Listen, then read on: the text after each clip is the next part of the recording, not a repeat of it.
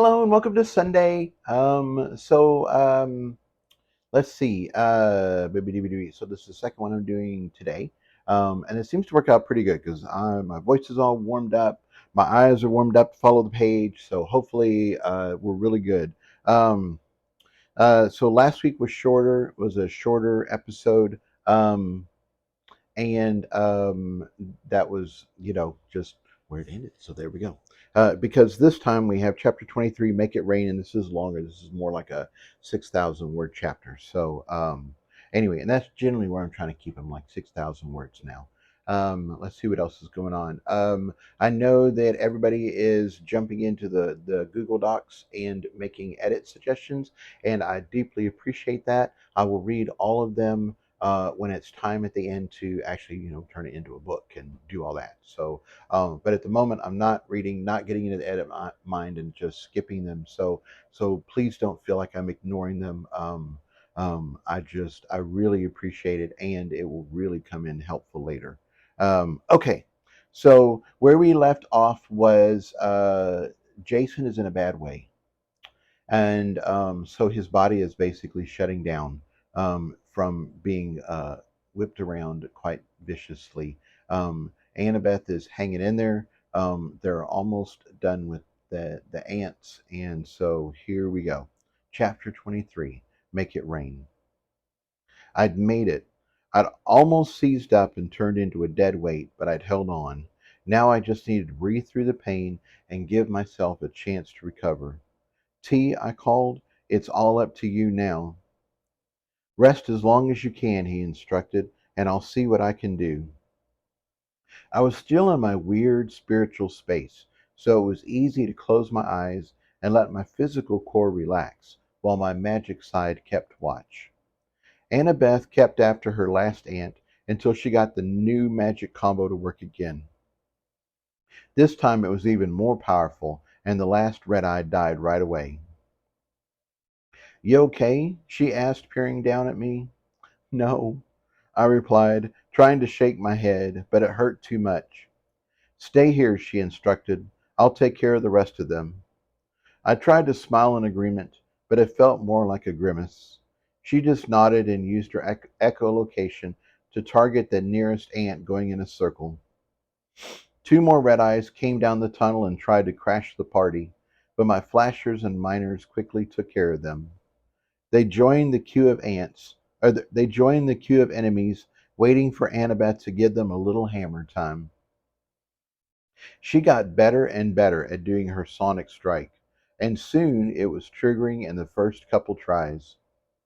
When she was finished, she bank stamped the ants to claim our points and sat down beside me. For the first time, I felt like I could mentally relax as well.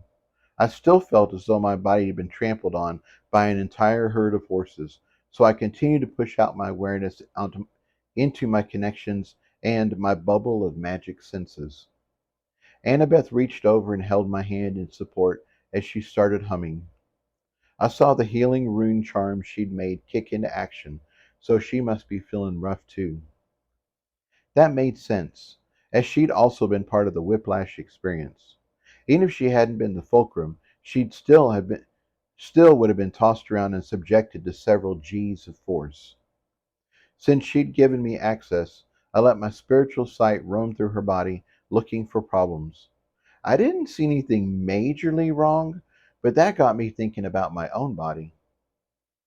This large spherical viewpoint allowed me to be outside myself and to look at my body in a whole new way. I wasn't sure I liked what I saw, as my body seemed to be very uneven. I'm pretty sure I'd pretty much turned it over to T and his grove and let them handle it. That wasn't a mistake. They were pretty awesome. But as I looked, I realized I needed to become more in touch with my physical side. The parts that had gotten badly injured in past adventures, like my back and feet, were filled with newer, more magical cells. They had the power of the Lagerel and the power of the deep earth in them, and I could sense they were stronger and more durable. Other parts of me, however, had much less magic, and were just now feeling the touch of my marks. It seems like you need to get injured more often, my analytical side noted, or at least spread out your injuries a bit more. Maybe next time you could cut off a leg or something. That would be a hard no, I replied firmly. I just spent a month recovering from my battle with Carl. I'm not volunteering to do anything like that again. Then maybe you should go back to awakening your cells every night, he said primly, like he was a schoolmarm setting me straight. Looking at my body, I had to agree he was right. When I got the crap kicked out of me by Isabel, I'd spent my cell, I'd awakened my cells one at a time and spent and healed blah blah blah. When I got the crap kicked out of me by Isabel, I'd awakened my cells one at a time and healed lots of broken bones. After that, I'd taken time every night to awaken a new patch of cells, anticipating the day that I'd get hurt again. Somewhere along the way, though, I'd stopped doing this, and it showed. T, I know you can heal my cells, but can you actually awaken them with magic? I asked. I'm afraid not, he replied. I can heal injuries and encourage new cells to grow, but I can't infuse the existing ones with magic. That is something you have to do directly. Okay, thank you, I replied. Looks like I had some work to do. I wish I'd known that T couldn't do everything, but I'd never thought to ask. You need to give your body a good stir, my analytical side noted. Huh? I replied intelligently. It looks like when you add cream to your coffee, he explained. You can see the cream slowly spreading out and mixing with the coffee, but it doesn't really even out until you give it a good stir. Oh, right, I agreed. It does sort of look like that.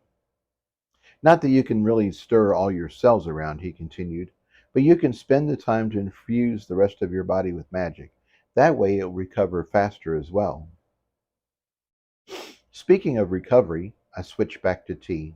I thought my bones and ligaments were now bendy instead of breakable. How come my spine is in such bad condition? Your bones are just fine, T said, surprised. Your leg, your hips, your back are in great shape. Really? I was shocked. It sure doesn't feel that way. See for yourself, he replied. So I did. I zoomed into my spine, and sure enough, it looked healthy. I traced it all the way up to my skull, and then back down to my pelvis, and then through the bones in my legs. Everything looked perfect. I think you should take a moment to appreciate just how sturdy your body has become, T continued. If you took any normal adult male of your height and weight and slung them around by the leg, like what happened to you, they would be in terrible condition. They might even be dead.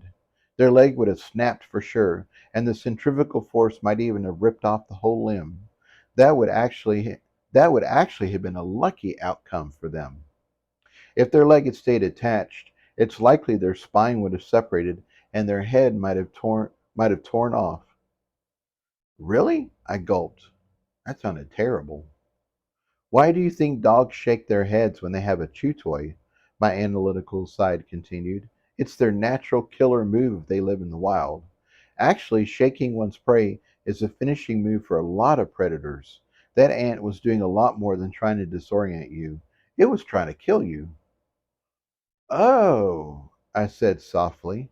I was seeing our fight with the three ants in a whole new light. In your case, T continued, not only did all your bones remain unbroken, but you were still in good enough condition to fight off multiple enemies for the next few minutes. Your muscles got stretched and damaged, which is what you're feeling right now, but the damage is in some of the most magical parts of your body. That means instead of taking days to recover, I can get you back to full health in a matter of hours. Hours? I didn't have hours to spare. That is wonderful news. I tried to sound cheerful. But I thought you said you could get me going in a matter of minutes. I can patch you up enough to walk in about 30 minutes, he said. It's going to take longer than that to get you ready to fight. Oh, I replied, you know the time constraints we're under, so just do the best you can.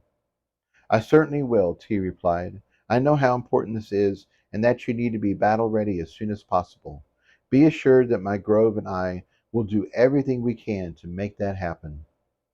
Thank you, I said sincerely, and let him get back to work. I was still in a lot of pain, so I expanded my consciousness back to the limit of my magic senses. That seemed to help. I hadn't realized the Red Eye's attack had been so deadly. I needed to be more wary of any grabbing attempts like that in the future. Two more ants came down the tunnel, but I didn't move. My miners and flashers made both of them lopsided and disoriented as Annabeth got to her feet to take care of them. Her echolocation was getting a lot better, and she had almost no trouble making her way over to them. It still wasn't fast enough or precise enough for Annabeth to truly fight, but with the two ants hardly being able to fight back, it was good enough to march over and give them the sonic boom. Annabeth came back, sat down beside me, and started her healing humming again.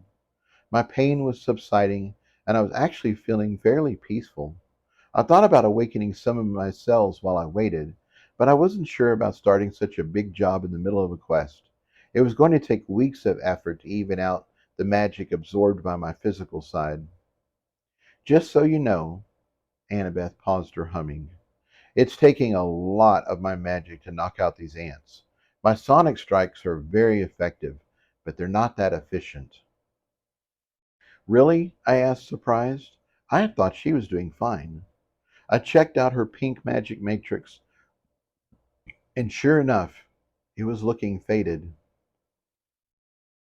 Some of us don't have unlimited reserves of magic, Annabeth said, and I thought I heard a note of sourness in her voice. That's why I like working with weapons so much. I can do a lot of damage and not waste very much of my magic. I don't have unlimited magic, I countered automatically, but then I realized from her perspective it probably seemed like I did. I had Penny's capacity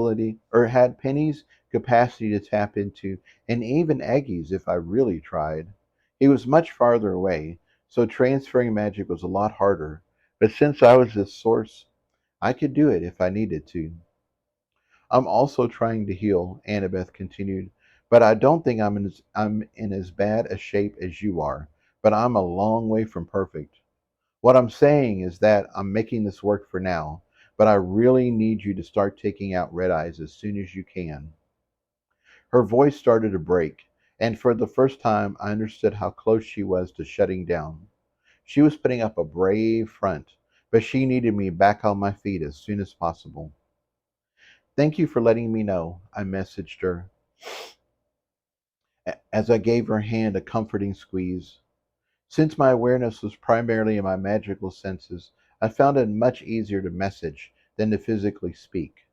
Plus, I could send her a quick status of exactly what I was feeling and what T had said. She gave my hand a squeeze in return and settled back into her healing hum again.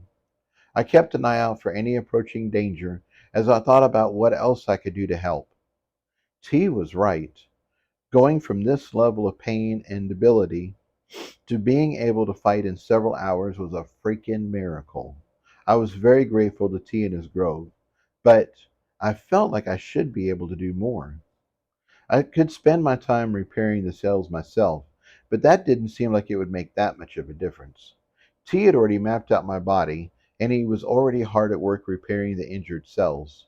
My soul creations were specialized for this type of work, so I felt like I should stay out of their way and let them do what they do best. So, what could I do? The healing room was fully integrated into my throne room, which was the center for all my magic work. Plus, I had the healing room imprinted on my spark of creation. That was the origin of who I was as a supernatural. The healing rune couldn't get any more integrated than that. T had told me the healing rune was naturally working on me all the time. It was subtle, but it was there, and it made T's job so much easier. This was wonderful for normal recovery, but I needed more. Maybe there was a way to actively use it? While I was thinking, our friendly worker ant came over to us and seemed to stand guard. I thought he'd vanished down the tunnel to go do more ant stuff with his tribe. It was nice to see him still here. Bermuda finished playing with the flowers and also decided to come over. Of course, being a cat, he thought I'd make a lovely bed and crawled up on my chest to take a nap. Cat, what are you doing? I snapped. I got a broke back. I'm not your mountain. Then I mentally chuckled at my movie pun. Even feeling the way I was, I couldn't pass up a fine piece of humor. Miss Mountain would have been proud. Bermuda just licked my chin and then ignored me. He tucked his paws in, resting, rested his head on my chest, and started to purr. I was afraid the vibrations would aggravate my condition, but instead, they were pure heaven. They seeped into my soul, and I felt a divine level of peace and love gently flow through me. I'd always loved when Bermuda snuggled up and purred for me. His gentle affection always made me feel so much better. As I laid there, I realized it wasn't just my soul that felt happy. My body felt better too. Maybe it was because I was relaxed even more? Annabeth's humming and Bermuda's purring seemed to merge. Their soft harmonic cadence filled the air around us. First the humming and then the purring seemed to wash over my senses like waves on a shore. I could practically smell the healing, and I felt an idea starting to grow. My senses were still flung wide, so I could see the magic in the air. Faint pulses of magic appeared like little fireflies, and I could see the same magic I saw in the healing rune. It wasn't in the shape of the rune, but it was in the essence of it. What if a rune was more than just a shape filled with magic? What if it was more than the lines in the flow? I gotten so caught up in chasing the shape of the rune and finding the perfect alignment. But what if it was more than that? I like the thought, my analytical side chimed in. It's like seeing the word love on a page. It's just lines of ink on paper until you read it and give it meaning. Exactly, I replied. Although I think a rune really does have power. I don't think I could just write healer in English on my spark of creation and have the same impact. Probably not, my analytical side agreed thoughtfully. Although it would be fun to experiment and see if a word in English makes a difference. Anyway, I continued, let's not get sidetracked. Back to the word love. What if instead of just reading the word, the whole environment was the essence of the word? What if there was a soft love song playing in the background? What if the smell of roses or the scent of the person you loved wafted through the air? The whole concept of love would be enhanced way beyond the written word. And what if I could do the same for healing? What if I could fully get in touch with healing in every way and push that through my body? Maybe that would enhance and support what Tia's doing, and I'd recover even faster. You're basing this on Annabeth's humming? My analytical side asked. Yes, I replied, and Bermuda's purring. I think it's more than just the physical sounds. I think it's a song with meaning, emotions, and feeling. I think Annabeth is using that to trigger and enhance her healing rune charms. And I think I can do the same. My analytical side wanted to chat about the idea a bit more, but I let his words wash over me as I was already getting to work. I painted the healing rune in the air in front of me and examined it for a moment. In the middle, it had three columns, like the Roman numeral 3, which were then surrounded by two layers of petals. I was very familiar with this rune, as it was the basis for the flowers on tea, as well as the newest addition to my healing spores. I'd seen thousands and thousands of these flowers growing and healing inside me, and I'd always thought it was neat how tea had taken the rune and made it so organic. I felt like that had been the secret to my amazing health so far. I'd taken something that was just lines and giving it flow, giving it a natural shape. Now I was going to take it even further. What was its essence? What was the flow of magic in the shape of that rune trying to actually say? I filled the room with magic and listened. I didn't have long to wait before I heard what sounded like white noise. Like it was one of those devices that sat by the bedside at night and helped people sleep. I was surprised to hear that, as I'd figured I'd hear something like music. When I'd first been experimenting with the healing rune, Annabeth had said it sounded like violins. She was always humming a tune when she activated her healing runes, so I expected to be serenaded by a string quartet. This was nothing like that. I pulled back my magic, erased the healing rune, and started over. This time I made a point of centering myself in my 50 in my in my 40-foot sphere of magical senses. I felt the space around me and listened to the murmurs of the rock and the moss. I smelled the slight musty scent in the air and tasted everything around me. There was so much to appreciate in the world, and I felt a tinge of sadness that I usually just passed it by. Life was busy. There were monsters to vanquish and tournaments to win and boyfriends to cuddle. I was here, though, and in this moment I could afford to take it all in.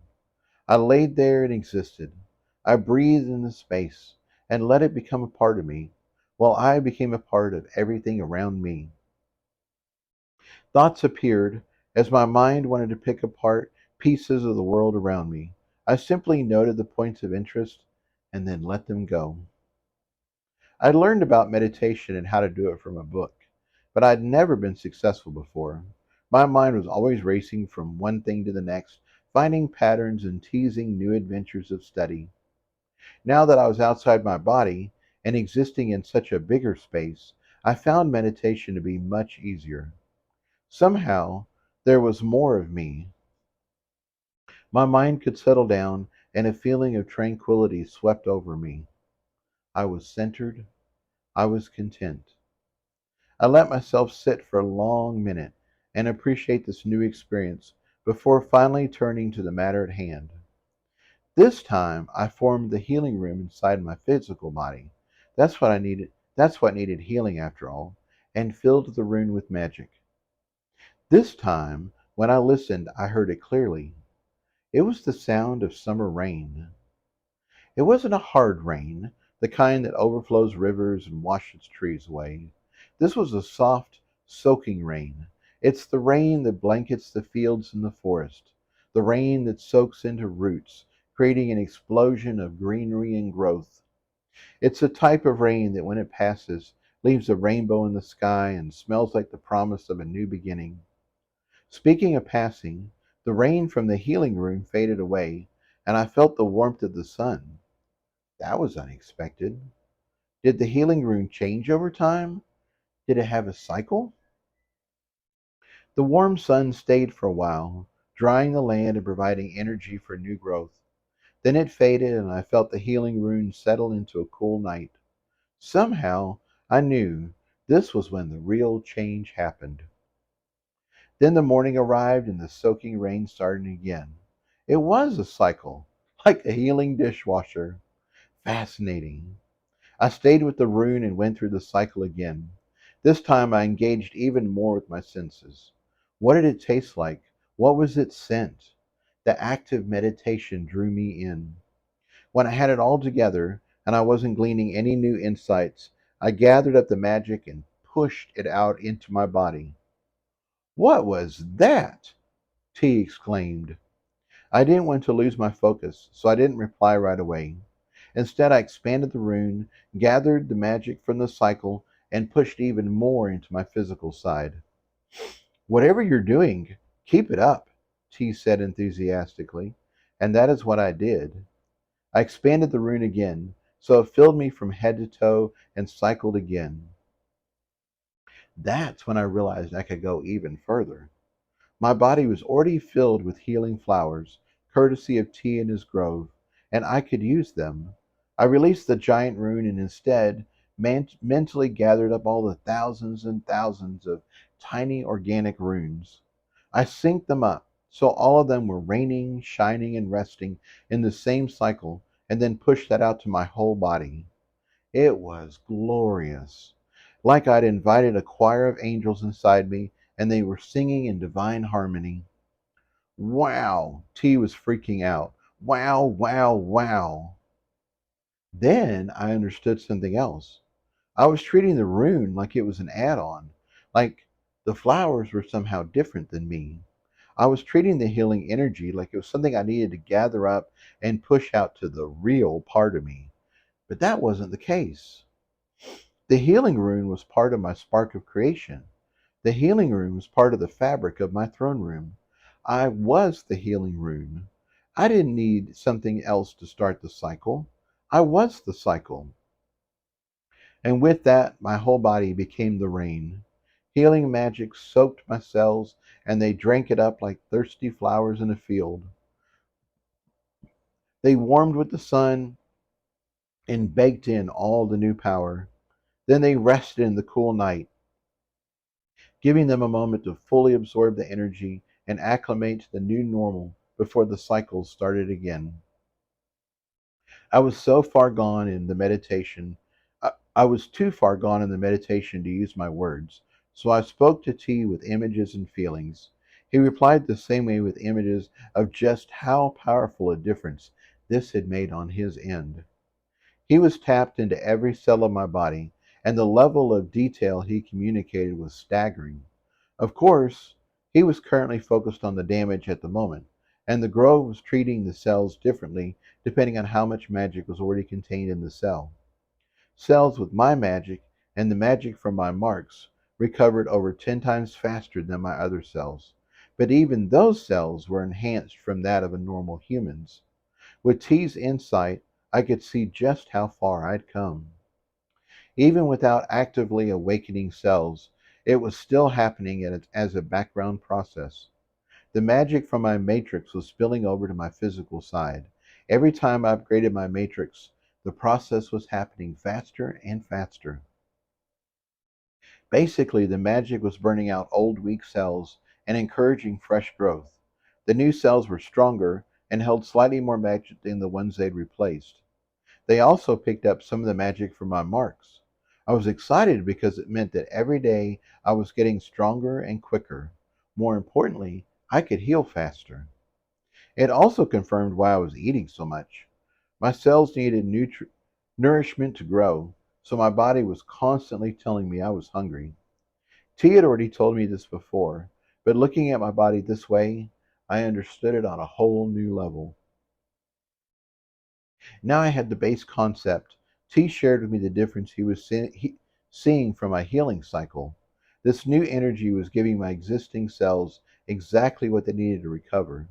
If too damaged, the old cells were expiring faster and new ones were appearing quicker. It was like every cell had its own personal gardener looking out for it, giving them food, water, and exactly the right amount of energy they needed.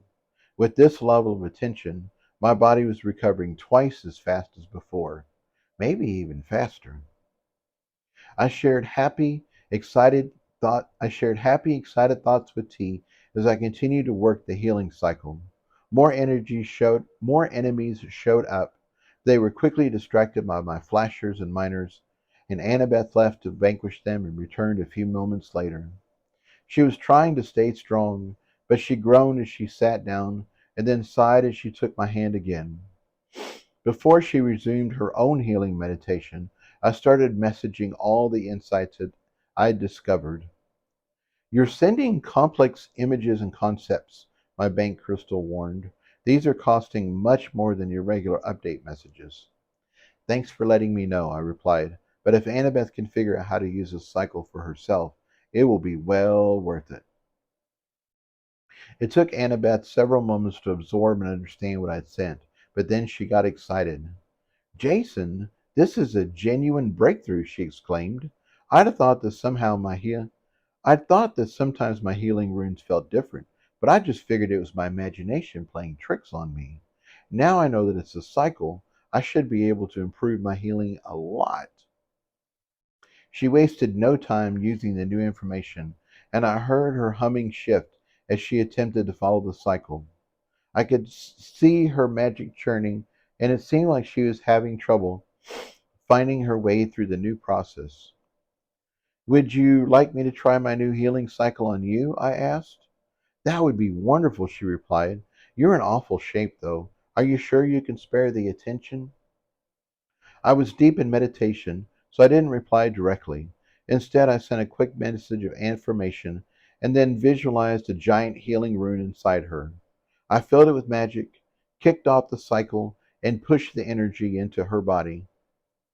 Annabeth immediately felt relief. She slumped forward and let her head fall into her hands. Then she moaned like she was getting a massage. I just chuckled internally and kept going. I made several smaller healing runes, synced them all up with the big one, and then placed them all up and down her spine and down her legs. This seemed to work even better. I tried pushing her to the final step, where she was the healing rune, but she hadn't introduced the healing rune to her spark of creation yet, so that didn't work. I made a mental note to help her find her own spark as soon as possible. It seemed like we were always getting hurt, so she needed to be able to take her recovery to the highest level. We had several golden minutes while we both recovered and Bermuda rested. He had worked hard playing with flowers, after all. I'm sure he was wiped out. Bermuda ignored the sarcasm in my thoughts and wholeheartedly agreed with me. He was ready for a nap. He stretched out on my chest, rested his head flat, and gave me slow, blinky eyes. I rubbed his head and told him he was the best boy in the whole world. Nobody could lie on me and purr like he could. My boo boo had skills. He gave a little sigh of agreement and closed his eyes in contentment. At that moment, three red eyes showed up. Annabeth growled in aggravation and shifted to get to her feet.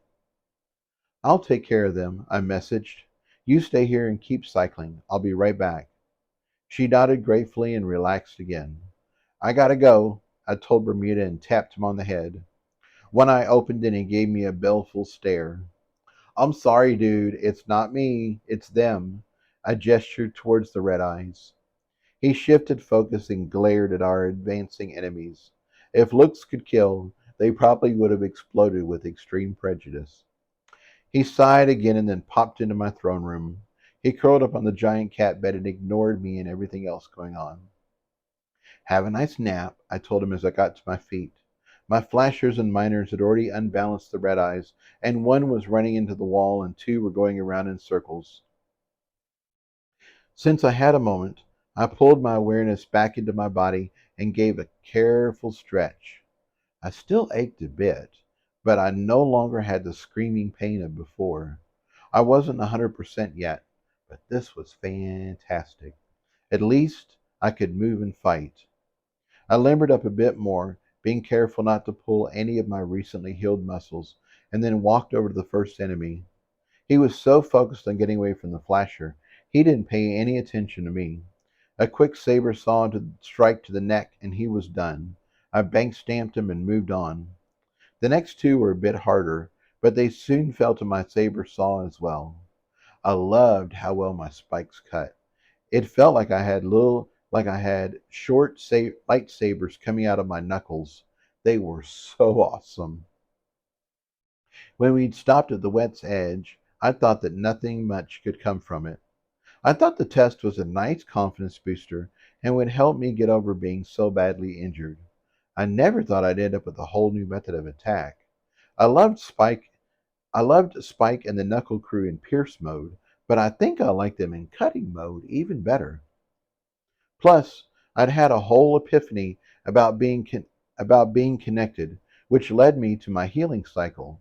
Who knew one simple visit could help me grow so much? I returned to Annabeth, sat down beside her, and took her hand. Once again, I pushed my awareness out to the full extent of my magical senses and entered a meditative state. I recreated the massive healing rune inside her, as well as smaller targeted runes anywhere I thought she might need help, including her eyes. I synced them all up and started the healing cycle. I could see Annabeth had already figured out how to hum the cycle, so I made sure my cycles matched up with hers. Once I was sure we were good, I activated tea and all the other healing flowers inside myself. I kept the entire system in sync and sank even deeper into meditation. I found the cycle was more than just functional. It felt damn good, too. I loved to sleep in a cool bed. I loved to sleep in a cool bed, and the night part of the cycle felt all snuggly like that. The day part felt like playing on the beach and riding my bike in the summer. The rain was the best part. It reminded me of curling up in a plump chair with a mug of hot chocolate and a nice book. Bermuda would be lying on my lap, and the patter of rain would waft me away to a world of mental adventure. Basically, the healing cycle was awesome in every way, and I soon discovered that all the syncing up was causing a resonance in the world around us. The moss we were resting on seemed greener and started growing. The flowers that Bermuda liked sprang up, and soon were outlined in shades of orange and blue. Even our worker ant came over and snuggled up beside us. I was glad he was here when a trail of black worker ants arrived. Our guy got to his 5 feet and touched antennas with several of them. There must have been at least 30 of them, but once they were assured we weren't an enemy, or edible, they hurried on their way. I never broke my meditation, and soon the worker ant was nestled beside us again. It sort of felt like we'd gained a pet horse. I could have stayed here for hours, but soon it was time to move on. Our time hadn't been wasted, though, as both of us now felt in better shape than when we'd started out this round. Ready to find where all these red eyes are coming from? I asked. Annabeth stretched, threw a few punches, and then stretched a bit more. I sure am, Annabeth replied brightly. I can't believe how good I feel. I know we rested longer than we should have, but I think it's going to be worth it. We know what we're fighting now, and we're in much better shape to handle them. Plus, we still made some points. Yes, I agreed. It was nice having the red eyes come to us. I checked in with my bank crystal. We've made 420 points so far. That's not bad. Especially since the points came to us, Annabeth nodded. How many points do we need to get back to zero? Exactly 7,000, I replied, after checking in with my bank crystal. I tried to sound nonchalant and factual. That seemed like a lot of points. I must have given away how I was feeling as Annabeth gave me a quick hug. We now know how to fight the ants, she encouraged. Since we're back on our feet, we should be able to put a big dent in that number. Don't worry too much. I'm sure it will all work out. She gave me her trademark cheerful smile, and I did my best to return it. Between the healing and Annabeth's relentless optimism, I was feeling ready to tackle the rest of this round. So, with clear heads and light hearts, we headed down the tunnel to vanquish our enemies and gain some more points. All right, we've come to the end of our chapter, and it did not end on a cliffhanger. So, obviously, their adventure will continue next time on chapter 24, Tenkin Time. All right, see you guys next week.